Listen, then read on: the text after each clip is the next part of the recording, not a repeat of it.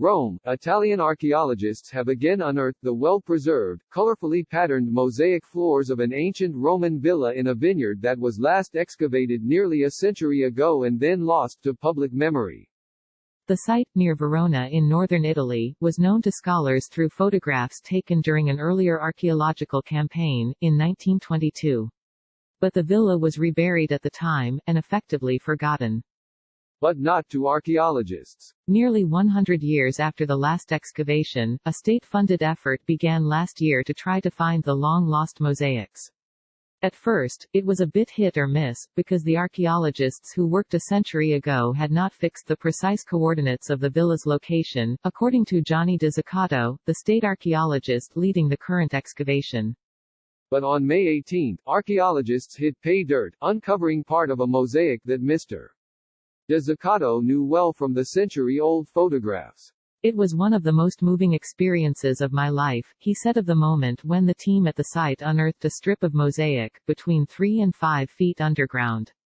I had the sensation of entering a time machine, of coming into contact with reality that's long gone, so many centuries ago, and yet having the imprint of humankind, he added.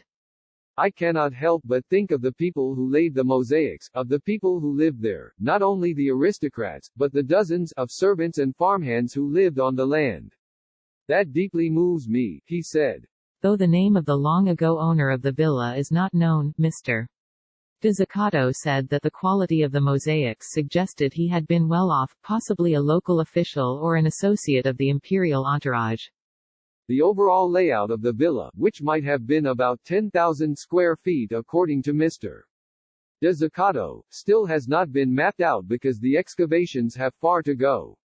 In a 2007 book on mosaics in the Veneto region, the archaeologist Federica Rinaldi, now responsible for the Colosseum in Rome, used the photographs to date the mosaics to the 3rd or 4th century AD, based on a comparison with other mosaics in the area.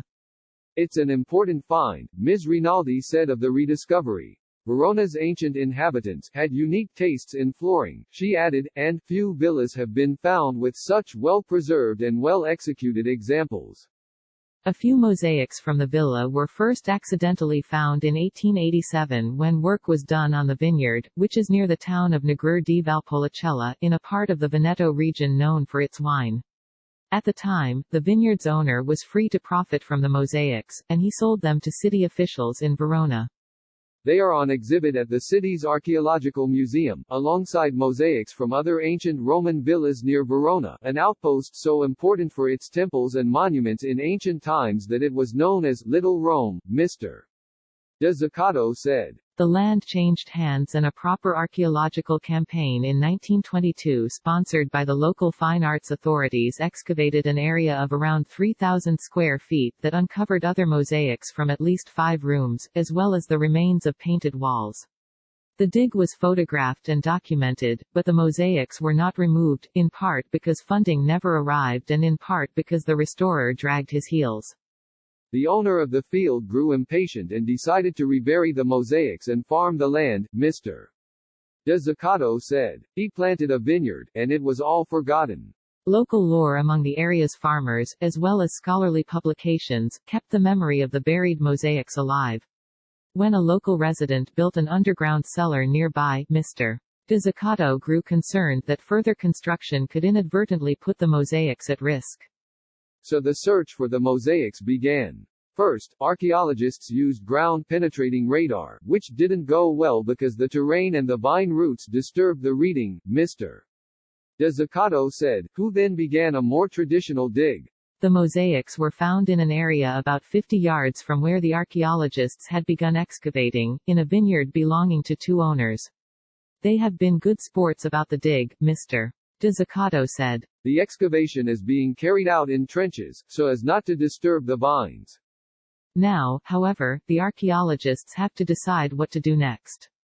If we bring everything to light, we have to make sure that we can protect and conserve the site, even before we speak of possibly transferring it to a museum, Mr. Dizzicato said. We are mulling over our options, he added.